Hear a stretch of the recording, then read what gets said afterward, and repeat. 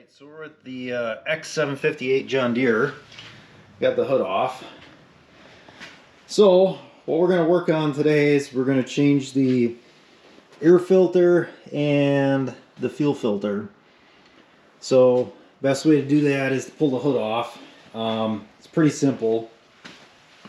Get your light connector, you take that off, and then there's a slot on the hood. So you gotta basically have the hood tipped forward, and you bring it back a little bit, and then if you lift up on it, it'll come right off. So it's pretty simple. So I did some checking on air filters, tried to find an aftermarket because I figured that would be cheaper, and that wasn't the case. The aftermarket filter I looked at, like Advanced and Napa, was like $36, and this one, which is the John Deere part, was $24.11. So that's what I went with. So this is the primary filter. There is a secondary filter that slides over top. We'll take a look at that. All right, so to get the cover off, you got two clips here. Just kind of twist it a little bit here, and that should get us to primary filter. Looks about right. So it doesn't look completely awful, but it looked dusty enough where I'm like, you know what, I'm going to change it. It's been a couple years, so not a lot of hours on it, but I thought I should. Oh, this one's made in USA. That's interesting. The new one is made in Mexico. Maybe that's why it doesn't cost as much. So, and then the this is the the secondary filter or whatever here, and this is pretty common on like the John Deere compact tractors as well. This one looks good. I mean, it's still relatively blue.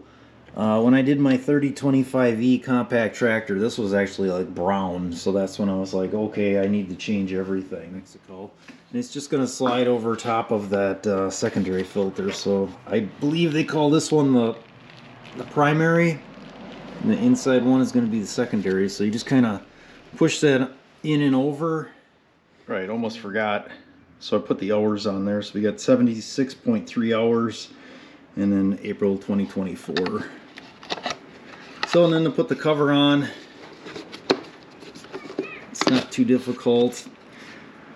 It says top, but this whole unit's kind of sitting on here sideways. If this was upright, if this pipe was upright, then the top, that's kind of the way.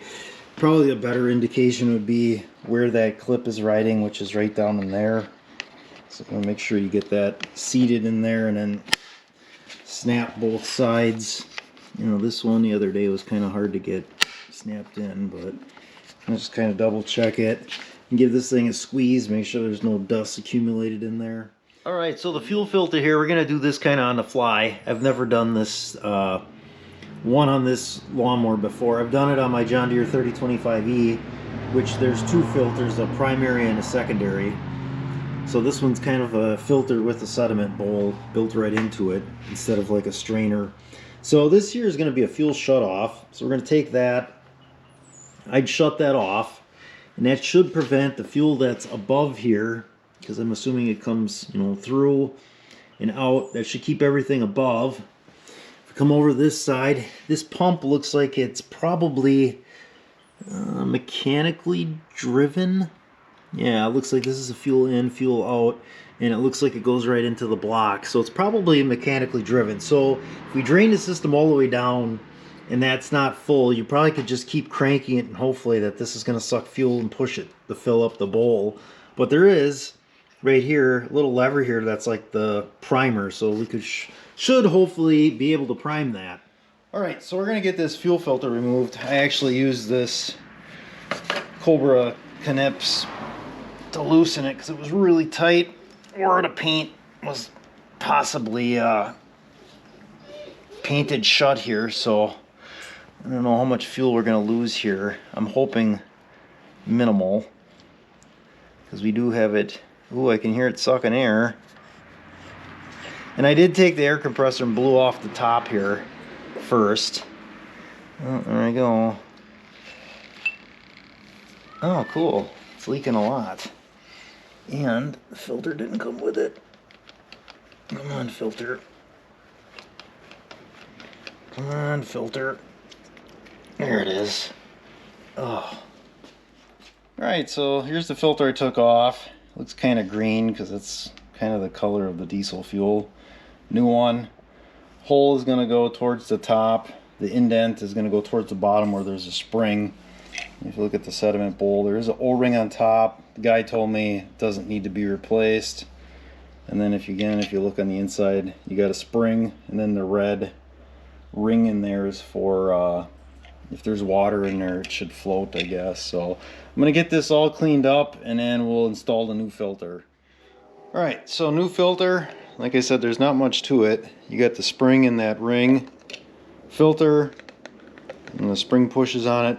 There's a little recess spot here then in the filter housing here. You gotta line the filter up with, and then the O-ring, just make sure you got some diesel fuel on it. You can put a little bit of light oil too if you really wanted. So let's see if we can get this started here. I think we got it. I'm not gonna tighten this with that pliers because that's probably way too tight. Usually most of these you can get hand tight and it's plenty good because all that force is going on that O-ring. So I'm gonna go like that, and we'll check it for leaks. All right, so we're gonna take our fuel shut off here, turn that back on, and if you watch the filter down here now, oops, I'll start pumping it, and you'll see that you see fuel starting to come down, filling it up. So this might take forever. Pump this up. We could probably put some fuel in there to save us some time, but we can do it this way too. That's all right. All right, so don't loosen this screw here. It is not a bleeder. That actually holds the fuel selector, the on-off lever in there. That actually has a groove in there, and that screw has got a special little unthreaded part that holds that in. So it's got nothing to do with priming it. If you're just patient enough, which apparently I'm not, you'll get it with the primer there. It'll start priming itself. So just be aware of that. So we're gonna try and start this. So I'm assuming we're gonna get a little bit of a hiccup, but we'll see here.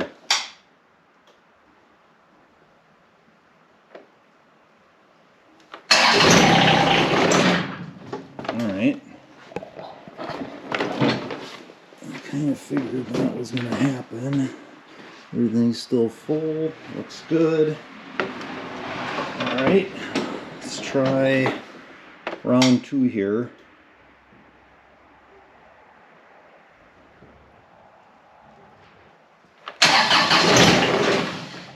Oh, we're getting close. Let's try it one more time. One more time?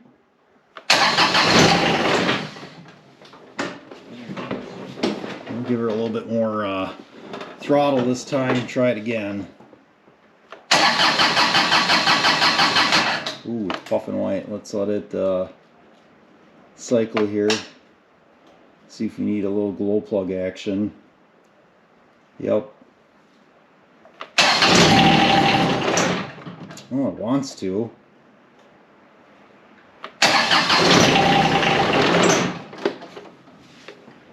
Boy, this thing is stubborn.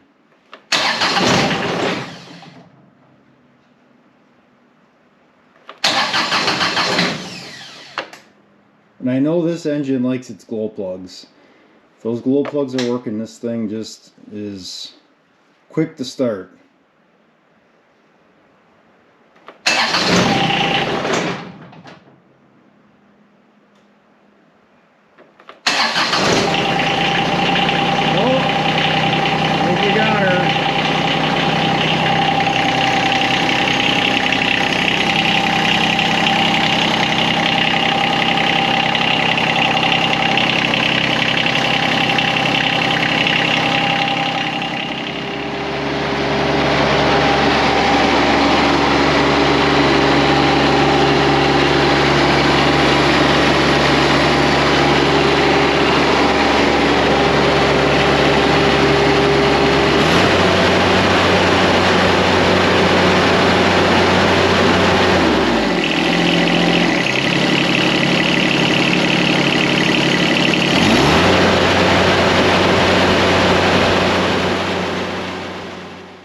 Alright, let's start it again here and see if it pops right off.